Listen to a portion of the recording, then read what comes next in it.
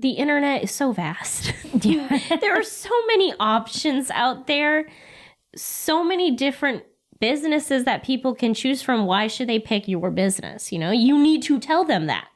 Hey everyone, welcome to the S.O.B Marketing Podcast, where we celebrate the S.O.B that you are. And if you haven't figured it out yet, we mean small-owned business. We don't mean S.O.B. Listen, we know that as a small business owner, you are working hard on the daily to keep your business fully operational while trying to promote it. And while some days it may feel like the business is owning you, if we're being honest with each other, I bet you would admit that you wouldn't give up the insanity for anything. Our commitment here at the S.O.B Marketing Podcast is to give you the real talk, what works when it comes to advertising, marketing, promoting your business, and then what doesn't really work. And Chelsea and I promise to always keep the conversation real. Hey everybody, and welcome back to the S.O.B Marketing Podcast. S.O.B as in small-owned business. We would never call you guys names. Before we get started today, I want to ask you guys, how many episodes have you listened to? Is it 3 or more? Because if it is, and you're not following us, what are you doing? You're already listening to this content consistently. You might as well follow or subscribe, whichever platform you're on, so that you can see whenever we upload a new video. Also, if you have any topics you want us to talk about, or maybe you want to be a guest on this podcast, let us know. You can send us an email at help@theseasonmarketer.com. You can send us a DM on social media. We are across most platforms at The Season Marketer, or you could leave us a comment. Whatever works best for you guys. Vivian, what are we talking about today? Before I introduce today's topic, let me remind you, we have a TLDL section, Too Long Didn't Listen.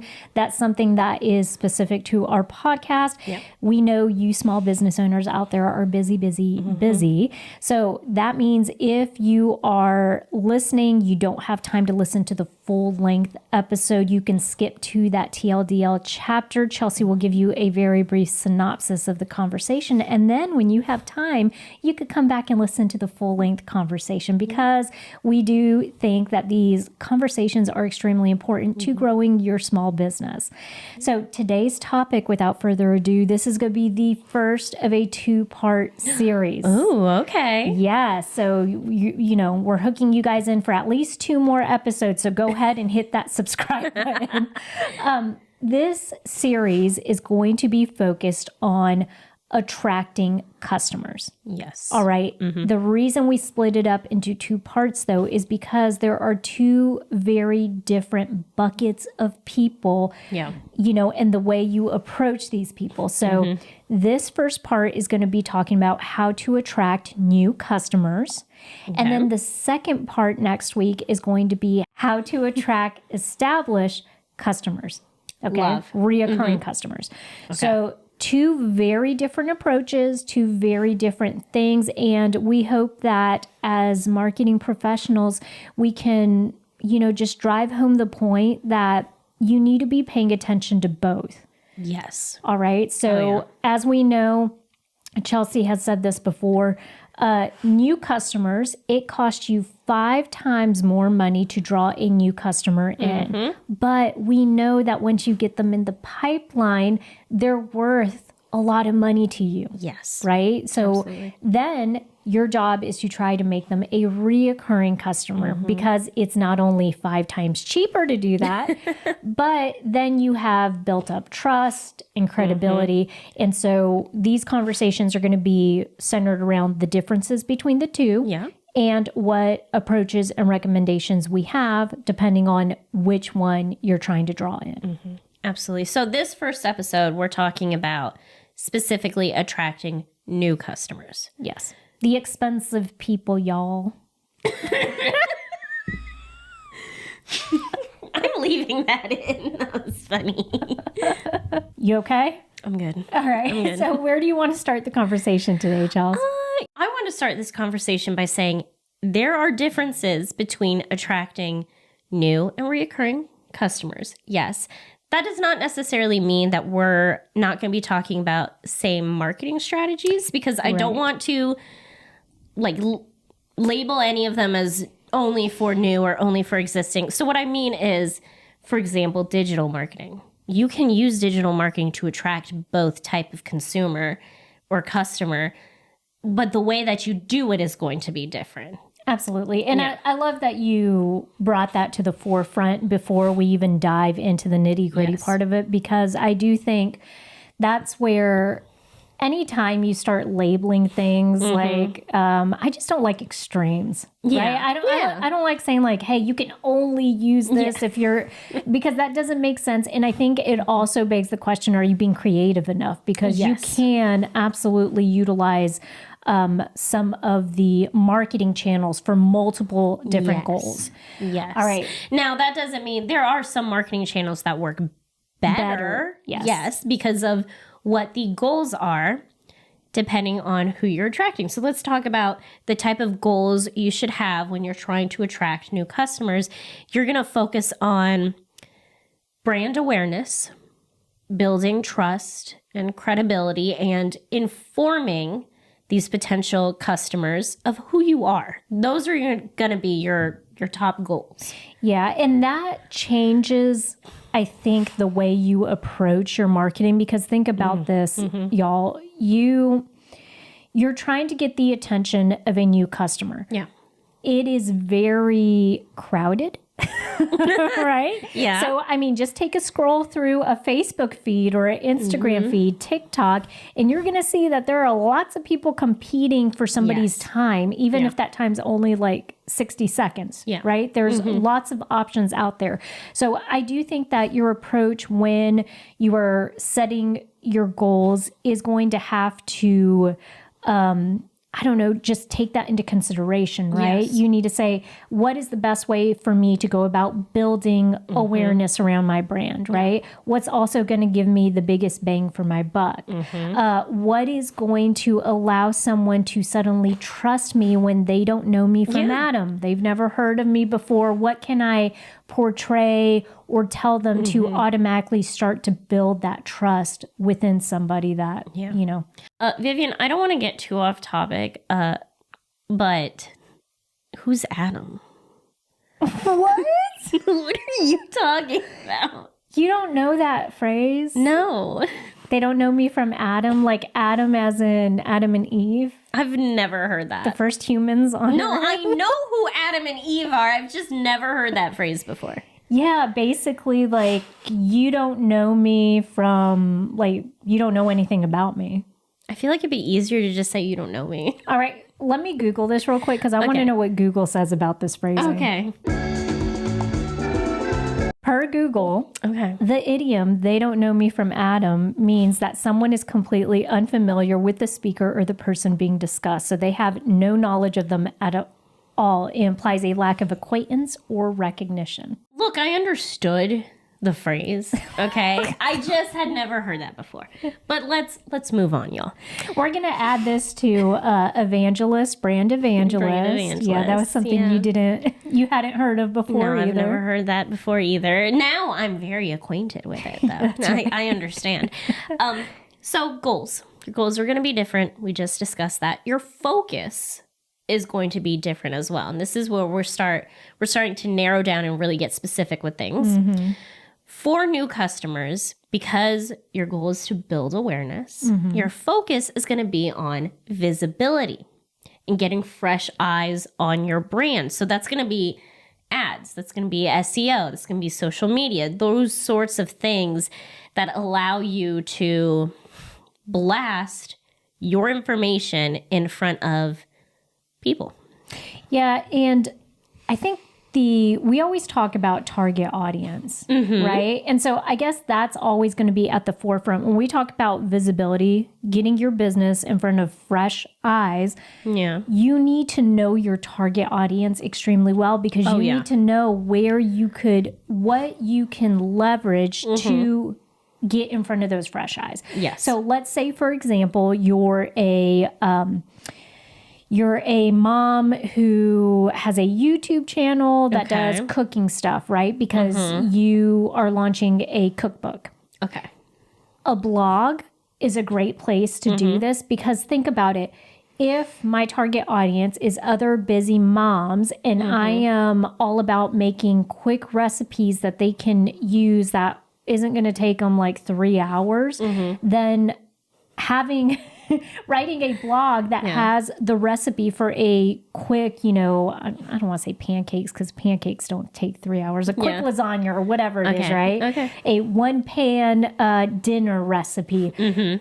That's a good way to attract someone because the mom on the other end is going to be Googling like one pan recipes, right? And then you give them the grocery list, a, quick 5 steps on how to do it. And that's it. You're done. Now you've got them into your ecosystem, right? They know about you.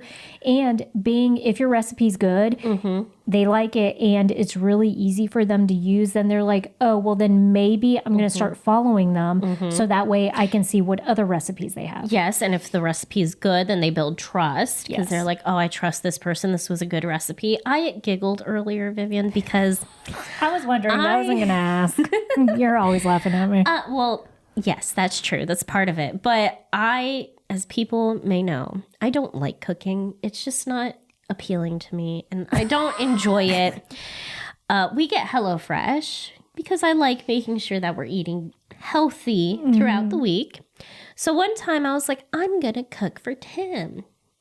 The recipe card said 30 minutes, I want to say. It took me 2.5 hours. And you know what? I think they're lying to me because I did everything correctly. It's just that it takes forever. You got to chop up everything and then you got to do this and that. And then everything's messy. Ugh, I don't like cooking. I don't like cooking. But yeah, it took me 2.5 hours. Recipes do not include, what do you call it? Piddle paddling time. Okay. So I was not piddle paddling. Recipes do not include how long it takes you to clean the kitchen afterwards or anything along those lines. Well, no, here's the thing is I'm going to clean the kitchen while I'm doing it. Yeah. Because I don't like things to be messy or disorganized. And again, it took me like 30 minutes just to chop all the vegetables. So like... You know what could decrease that time? Practicing. What? Like actually doing it more. You know what could decrease it even more? What? Tim doing the cooking. Which is what he does. So there you go. I'm not even going to use that idiom. I was going to say there are 2 ways to skin a cat, but I don't think that's not appropriate anymore. We're not allowed to say that in 2025. No, absolutely not. I didn't like that. We love animals around here. I have a cat. I am not behind that idiom. No, I have 2 cats. You guys, I don't know where or why I repeat these things. Like why I say these things in a conversation, I do not know, okay? I could probably come up with better ways to relay my thoughts and ideas. I agree. Let's think of, not right now, but you and I, let's sit down and think of a new version of that idiom. Yes. Yeah. Okay. You were about to start thinking about it now, and I was like, I specifically said not to do it now. All right. So getting back on track with the marketing stuff. All right. So visibility. Think about your target audience. How can you get in front of a customer that has never had anything to do with your small business, perhaps doesn't know about the products and services you offer? One of the things you're going to do is, or a thing that I think we need to address, is to remind people that first impressions, when you're attracting new customers, are even more important because think about it, with reoccurring customers, it's a lot easier because someone's already had an initial interaction with you. And so hopefully that interaction's good. Therefore, they have a preconceived notion of what your service level is and what you offer. Yeah. For somebody who doesn't know you like Adam or Eve, apparently, I don't know, Chelsea, however you want to say that, if they're new to you, they don't have a point of reference or a baseline to pair it up against. And so that means that your brand presentation is extremely important. Your messaging, the words you choose or don't choose to use when you're introducing your product, your service is important. And then also the offers that you put out there to hook that person in are important too. Yeah. since we're talking about the offers we're putting out there to hook people in, discounts, yes. Referrals. Referrals can be very useful. So think like affiliate programs. Okay. But instead, you're putting the onus on your returning customers, on the customers who have already experienced your brand. With referrals, you're saying, oh no, maybe you can offer like a discount or something. But you're saying, hey, bring people that you think would be interested in what I have to offer. I love this because you and I were having a conversation earlier today about leveraging. Okay. I'm saying this because I'm a small business owner too. We can all do a better job of ensuring that we are getting the most juice out of whatever we're doing, whether it's a tool, a resource, whether it's real estate that we have, whether that be online or physical. We can all take an inventory of what we're doing and say, what can I do better to amplify without having to invest too much more money into it, right? And so what you're doing there is you're taking customers that have already experienced your business and you've built brand awareness, you've built that trust. Yes, and you're making them an extension of you. So what you're saying is basically, hey, by the way, if you liked your experience with us, there's a company here in the Low Country, Gerald's Tires. Yeah. They have a very good, experience for tires, anything tire related. You take your car in there. They go above and beyond. For one, if you're a not just new customers, they do this for all customers. But if you've never experienced this as a new customer, the first time you experience it, you're like, oh, wow, they really go above and beyond. And what they do is they always leave a rose with a little printout insert in the passenger seat of your car after they serviced your car. And so when you get in there, you're like, oh my gosh, they left me a rose. They do it for everybody, y'all, okay? Yeah. They're not. But I think that's where... Do you want to hear a story, or is this going to get too off track? Go ahead. So I have a really bad habit. I don't know. I don't do this on purpose, obviously. And I don't know how it's happening. But I keep running over nails. Like Tim my plan is working. Tim fixed my tires this weekend. He pulled 3 nails out of 2 different cars. Oh my gosh. And patched them up. This has been going on since college. In college, I had to buy basically 3 new tires because I kept running over nails and destroying my tires, to the point where one of the service guys at the place I would go to left me his phone number. He's like, are you looking for a man to take care of you? Because I will. And I'm like, no, that's not it. I just keep running over nails. So did he think you were like purposefully doing it to go? I think that was his line. I think that was the line he was going with. I really hope no one thought I was doing it on purpose, because I really was not. I mean, basically you just look for construction sites and ride your car around. In my defense, in college, I lived near a construction site. Like that, I can't do anything about that. Yeah. Like I lived there. Yeah. That's hilarious. Well, so going back to the marketing side of this, the Gerald's Tires is probably your BFF because, since you get so many nails I in go your to tire. Discount Tires. Wow. Yeah. I like going to Gerald's, but going back to the referral thing. Yes. That's where... Let's say I'm Gerald's and I know that people have this extreme loyalty to my brand, to my business, because our staff is courteous. They get stuff done very quickly. And the experience is extremely nice when you're there. Okay, well then I would leverage that to say, hey, as a customer of ours, the best thing that you can do, or one of the ways that you can help us grow our business, is to tell your family members about us, tell your friends about us, and then develop some type of mechanism for them to easily be able to do it. So that's the other thing, guys. When salons, real quick, y'all, salons do this all the time. Like, get $5 off if you refer a friend, as long as the friend mentions your name when they come in. Yeah. So you don't have to make this difficult. Just say, oh, mention this person's name. We'll put it in their account. Absolutely. So they can get their discount for referring you. Now, if you do want to make it...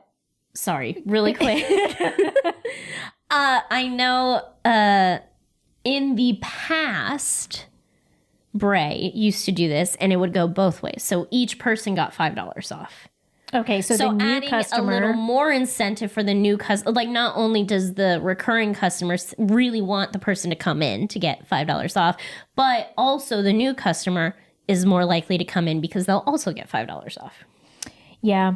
Well, so speaking of discounts, let's continue the conversation along these lines because discounts can be a really great way. You've seen this a lot probably with clothing or apparel brands where maybe they say they're shopping online, they land on the website, and a pop-up box will appear to say, new customer get $10 off. Yes. Right? If you spend over 50 or if you spend over 75, whatever, however you want to set it up. So for some people, this may be the thing that pushes them over that edge as far as if they're deciding to try your product because, you know, let's be real, it can take multiple touch points for someone to feel like they trust you or trust your brand. If you're a company they've never had experience with, maybe that $10 off or whatever it is, the 10% discount could be the thing where they're like, you know what, let me just go ahead and give it a try and see how it works. Y'all, we're all consumers. Think about you when you're scrolling through Instagram,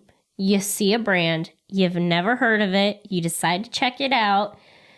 Depending on how you feel, so first impressions, y'all, very important. Depending on how you feel about their website, how you interact with it, maybe depending on whether they offer a first-time discount or not, that's going to make up your mind as to whether or not you trust this brand enough to make a purchase. Absolutely. Yeah. Vivian, I also want to talk about education. And when I say education, y'all, what I mean is you need to inform new customers about you.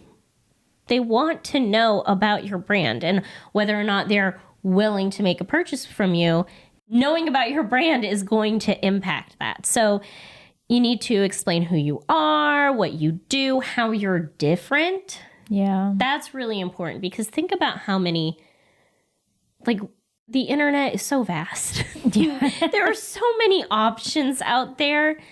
So many different businesses that people can choose from. Why should they pick your business? You know, you need to tell them that. They're not just going to figure it out on their own. Yeah, one of the products that I love to kind of pinpoint or to use as an example of having done this well is, I don't know how many of you out there have heard of 𝘠𝘢𝘬𝘕. I'm sure you've seen a commercial come across at some point. But so basically what it is a deodorant, but a deodorant that you can use on all of your body, okay? So ladies, if you need to freshen up down there or something, you can use a deodorant down there. That's what this product is. And I believe that the person who created it was actually an OB/GYN. Okay. And so when they were introducing the product, even though it was a product that people knew what to do with, but there was a difference in the way that they were utilizing the product. So education, right? They had to come in, they had to say like, hey, we're not like the typical deodorants. This is what we do differently. This is why you can trust us. It was created by a OB/GYN. Here are the products or the ingredients in the product that make it different and safe for you to use all over your body. A lot of the messaging was centered around that education piece and their story of how they came to be about and why it was a product that you could trust. Yeah. And so I do think that depending on what industry you're in, what product or service you have, and also depending on the target audience you're trying to reach, you may have to do a lot more education than some other people do. But if you're looking to get in front of new eyeballs, if you want new people to come into your business, these are all things that you have to think about ahead of time because you want to be sure that you're packaging it all up nicely for them to come in. Yeah. I love that. Question, is that the deodorant brand that has a satyr in the commercials, like in the TV commercials? A satyr? What's a satyr? You don't know what a satyr is? What's a satyr? A satyr's like a centaur. Then what's the difference between a satyr and a centaur and a satyr? Okay, y'all. So we paused for a second and we did some internet sleuthing. First off, a satyr, y'all, is a smaller centaur, and it's a goat, not a horse. Okay. Can I just say, in this podcast, we've learned who Adam was. We've also learned about satyrs. I've never heard of this. Mm-hmm. You've never heard of a satyr? Okay. No. I am a mythology girly, so satyrs are in that. Also, Lumi is not the brand I'm thinking of. Native had a bunch of TV commercials about a centaur. So she was a female / horse. And it was a play on words like centaur. Centaur. Okay, that's what I was thinking of. So I did not know any of this existed. So there you go. Learn something new every day.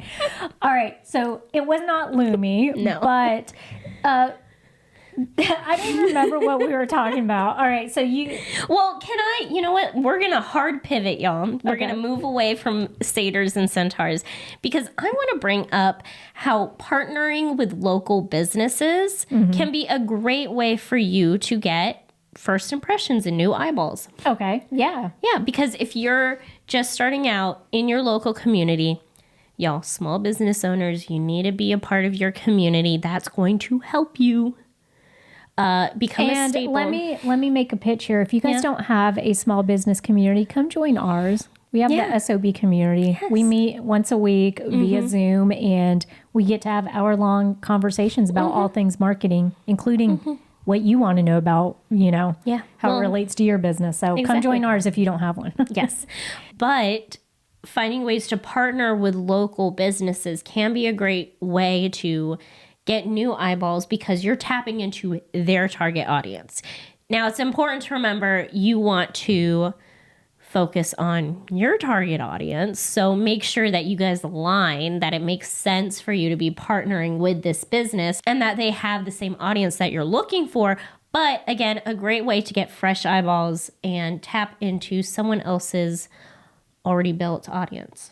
Yeah, I think one of the things that we had talked about before as an example in a previous podcast episode was, let's say you're a person that makes pottery, okay, and you could partner with a florist to offer maybe some special type of vase that they utilize for a promo or, Valentine's Day, whatever it is. But then the alignment there is the fact that people that are looking to display flowers or to support local florists would also potentially be interested in having, just not goods, but ceramic bowls or vases that are made by a local artist as well.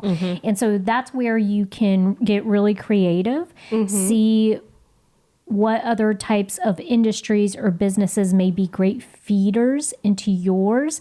And then that way you're tapping into their audience, their existing customer base perhaps already. And so by extension, if someone knows that brand, has had experience with them, then they're more willing to take that leap of faith to say, oh, well, if they've partnered with this business, then I know they got to be good. Yes, absolutely. Also, real quick, some other ideas. Community events in general, a great way to tap into a target audience if you haven't already, made your presence known. Even if you have, still a great way to get some fresh eyeballs.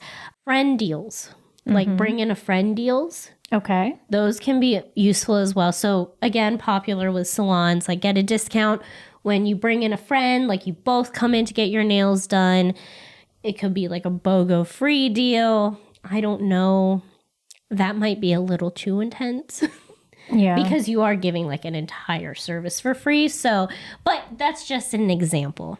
The one thing, though, that can help with making decisions like that really easily, though, Chelsea, is you guys know your numbers. Yeah. Okay. So what I mean by that is if you have, let's say, a customer, over time, collect enough data. And I know that some of you, if you're a newer small business, this might be something that you have to work on over the next 2 years. But look at your customer data and information. How much does a customer typically spend with you over a year? Yeah. All right. So if you are working events, if you are doing online sales, try to figure out on average how much somebody is spending with you, because then the math becomes really simple to you as a small business owner with if, like Chelsea said, you're wanting to try a buy one, get one free deal, you're a nail salon and you're like, hey, bring in a friend, we'll give you one of them for free. Well, then you can easily calculate that by saying, oh, well, I know that for a new person that comes in, typically that customer will spend $500, $700 with me over the time span of a year. Then maybe I am willing to, to spring for, a $50 service on one thing. Yes. Yeah. So knowing your numbers is always a good thing just for this specific reason, because you guys can make better marketing decisions. Stop wasting your time Googling how to market my small business. Join the S.O.B community. Get templates, expert advice, weekly Zoom calls with us, and a supportive group of other business owners for, get this, just $50 a month. Marketing doesn't have to be hard when you have help. Head over to www.school.com/SOB. That's SKOOL.com/SOB, all lowercase. Join today and feel confident in your marketing.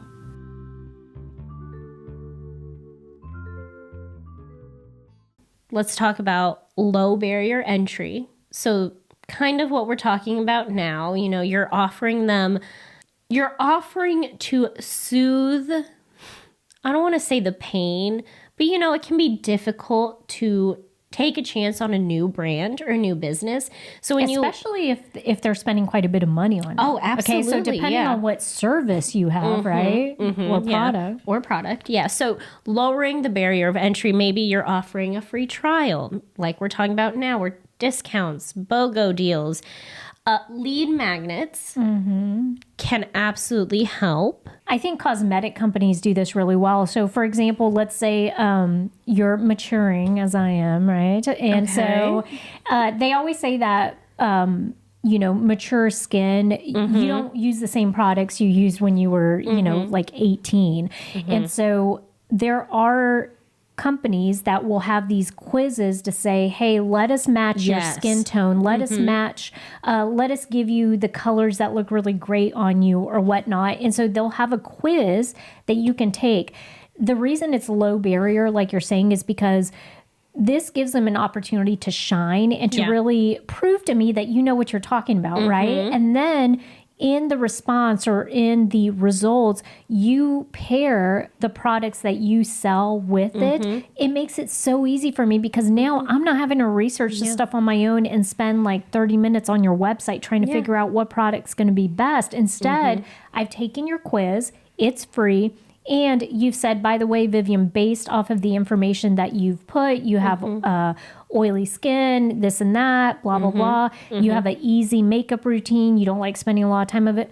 Here are the 3 top products that we think you should buy today. Yes. Right? Yeah. I love that example. Also, I don't want us to only talk about cosmetics, but I have another really great example, service packages. Okay. If people are feeling, I'll give a very specific example, IPL. Okay, that's intense pulse light. Okay. It's another form of hair removal that you can do. This is a world I'm unfamiliar with too, y'all. It is pricey. Okay. A lot of businesses, a lot of salons will offer service packages to help you not only get comfortable with IPL, but also help lower the price enough for you to be willing to do it, because also IPL, you have to do at least 10 sessions for it to be effective. So it could be, your first session is free and then you buy the bundle of the 9 services, stuff like that. Gotcha. Well, and I'm sure there are a ton of services that can do this. Another one I'm thinking of, I have a friend that owns a local boxing gym, and I think these gyms do that as well, where you basically could do it per session, right? Yeah. So that's one price, or the bundled packages allow you to get some type of a discounted rate if you commit to 10 classes, right? Yeah. And you have to use those within a month or whatever it Yes. is. So this is a really great option for a lot of people. And let me tell you, this is also, if you make that price compelling enough. So the lay person like me, who's like, great, I've always wanted to try boxing. If a class is like $50, or I could get a package of 5 classes for, I don't know, $200 or something. So it gives me some type of, a discounted rate. I may be willing to just take the plunge and say, okay, well, I think I can, commit to 5 or something because the deal is good enough, right? Yeah. I want to point out, of all these examples that we're giving, do you notice how all of our messaging is about, here's why it's worth it? Right. That's very important. When you're trying to attract new customers, your messaging needs to be, this is who we are and this is why we're worth it. Yeah, and this is what we offer you, right? So like you said, with the IPL treatments, I mean, I'm sure the messaging in there is mixed with education, right? Because you can't just buy one, right, session, because that's not going to be effective. So you have to tee it up. You have to explain to them, hey, you're going to want to do at least 10 sessions for it to actually work. Yep. All right, perfect. This is our experience. And by the way, we offer this type of package deal. So, it's a good price point, entry point for you as well. So all of it is in favor of showing that potential new customer, like, hey, this is why, you guys should choose us over every other small business out there that does the same thing. So we've given examples of deals and vague marketing channels that you can do. Let's actually sit down, Vivian, and let's give examples of marketing channels that would work well with attracting new customers. Okay, perfect. Okay, so we got paid ads, and I think we mentioned this earlier, but paid ads are going to be great because specifically, usually you are able to get really specific with the targeting. Yes. Yeah. Yeah, and so these would be like Google, Meta, aka Facebook, Instagram, you guys, and YouTube, all right? And so to Chelsea's point, the reason these are effective, you get super granular on the data, and you're able to put these ads in front of people that are primed to buy your product and service. The one thing we're going to tell you, regardless of whether you are trying to attract a new customer or an established customer, y'all, like, please try to spend your money on stuff that is actually going to get you sales. And that means lowering as much as you can the what you're wastage. And what I mean by that is, the better you get at targeting these people, the less waste you're going to have in your spending. So let's take a Facebook ad. If we're doing cosmetics, like we were giving an example, if I do a Facebook ad that's just everybody in South Carolina, there's going to be a lot of wastage in there. Okay. How do I get more granular? How do I lower that wastage and actually make my dollars go further? Perfect.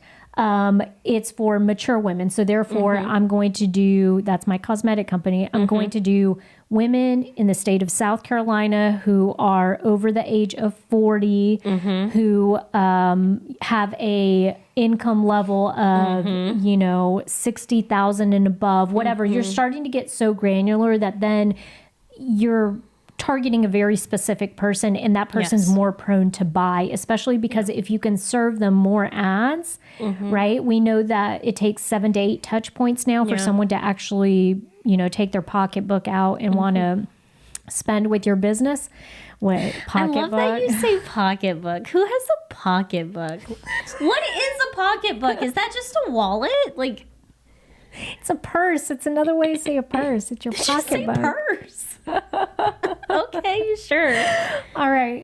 Well, ladies in South Carolina have pocketbooks, so you know what? Okay, that's probably correct. Yeah, you're right.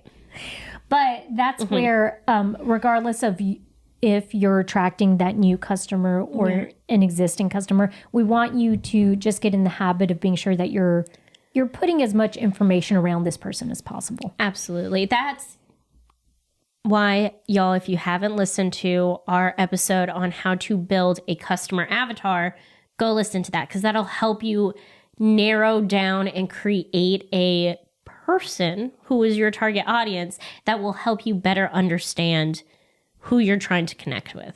Yes. And before we move on to the next one, back to the paid ads with Google, I want to touch on this. Think of your approach when you're trying to get a new customer in and you're using Google ads to get in front of that new customer. Think about where they're starting. Okay, so an example of this would be, let's say you're going to love this. Guess what I'm going to say? I don't know. Insurance agent. Oh my God. Let's say I'm a car insurance agent. Of course you are. Go ahead. No, keep going. It's fine. Y'all, if you don't get it, Chelsea gets on to me because apparently I use insurance quite a bit as an example. She does. All right. So let's say I'm a car insurance agent. Okay. I want my Google ad to show up and to reach people before they decide to get their teenage child on their insurance, right? Because I can offer them a good discount, good family discount. So maybe what I do then is I think, where does it start? Well, it starts with them researching driving schools in the area. Oh, yes. And so then what I would think is, if they're Googling and looking for local driving schools to get them in at the age of 15, then that means I can target them before they need the actual insurance. And then I can message, the messaging on that ad would be specific to, if you show me that your child has gone to driving school, I can give you a $200 discount on their premium. Yeah. Nice. All right. And so this is all what kind of goes into play. So when I say, think about where they're starting from, what they're inputting into Google, what they're searching for, the type of information, then you're able to show up at the very beginning, and then you're starting those touch points early on. I love that example, even though it was insurance.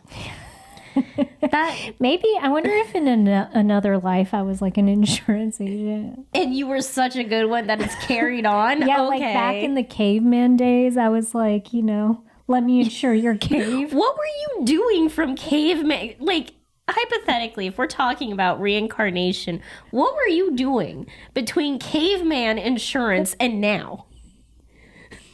Like, that's a really big gap in time. More insurance? Just insure all of your past lives were insurance. Medieval times, insurance. Yeah. Get life insurance on your knight that's going out to fight, y'all. No, actually, I mean, that's pretty smart. That's not bad. Moving on. Okay, so another example of marketing channels, social media, of course. Social media content specifically targeting a broader audience, specifically targeting new customers. Because again, you can use social media to target reoccurring customers. It's just that your messaging is going to be different. Great example of this is when people reintroduce themselves on social media. A great example of this is reels you see that are broader in what they are talking about, so that it's easier for you to connect with them, even though you haven't already created that connection yet. Yeah, and maybe this is a great time to also bring up storytelling, just because that is a really effective way. So maybe utilizing and leveraging storytelling with the content that you are sharing on social media, because for one, it does this thing where it makes people feel like they know you a lot quicker. Yeah. Right? And so if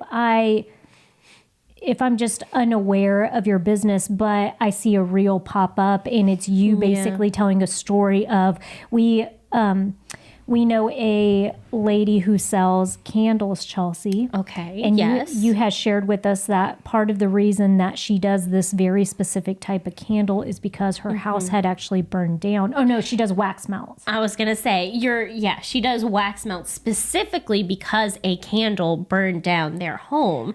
And so she's like, well, I want to explain to people the dangers of having candles, and I want to give them a safer alternative. Yes. And so that is a great, I don't want to say a great story because it's not great. Yeah. It's, awful, but it's a very intriguing. If I saw that pop up on my reel and I was like, wow, she's had personal experience that has affected her so much that she took the time to create this product that she feels so passionately about because she was affected by it. I mean, that is a different kind of then trust that you're like, I know that she's actually looking at the ingredients she's putting in there, that she's taking the time to try to, create something that isn't going to, be harmful in a household. Yeah. Absolutely, Vivian. Now, if y'all feel like you've connected with me so much and you see me out in public and you say, Chelsea, I want you to know that I also hate cooking, I'm not going to be mad at you. That's fine. Don't come up to me and say, Chelsea, you're bad at cooking. That's going to hurt my feelings. I mean, I tell her that enough anyway, so. Vivian's allowed to hurt my feelings. We do siblings. It to each other. Like, I don't have a choice. Please don't randomly come up to me and tell me that I'm bad at cooking, though. It's going to hurt my feelings.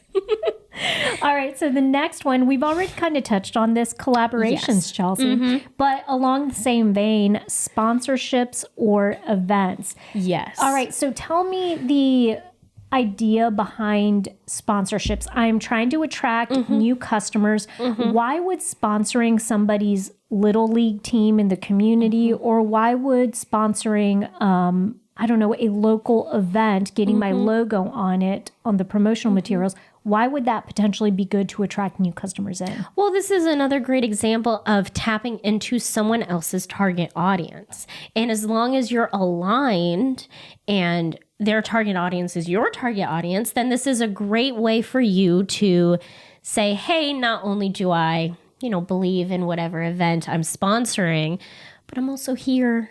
Like, it's a great, just like an entry point, just that first touch point to be able to say, here's brand awareness, here's brand recognition, here's me introducing myself, very, getting my name in there. Yeah, so let me drive home this point by also stating the practical side of this. Here in Summerville, South Carolina, we are a growing community, y'all. Our community is growing so fast.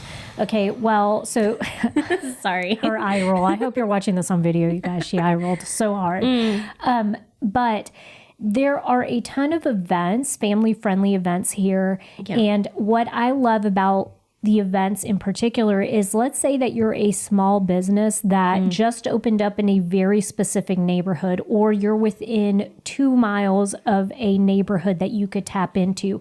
If you look or contact that neighborhood, ask them about events they're doing throughout the year, maybe pick one of them, maybe pick 2 of them. Yeah. The access that you get by being there day of to talking to new people, new families that have just moved to the area, or perhaps they've been in the area less than 3 years and they've never heard of your business. You're able to then, for a very good price, introduce or build that brand awareness, right? Yeah. So it's very practical. The other thing is, it also says something about you as a business owner as far as what you prioritize. Yes. Okay. And the type of business or the type of person you are. So let's say, one of the things I love is being able to, in my big girl job, being able to do a lot of sponsorships, because I think that just reiterates like, hey, we're locally owned, which means we contribute to the community that we serve. And it means that we are active in, you know, the little league team. We're active on the soccer field. These are all great ways for us to show our support. And then in turn, the families, right, the parents that come out, they see our logo all the time and they're like, oh, they're always supporting, you know, children. They're always supporting families in the community.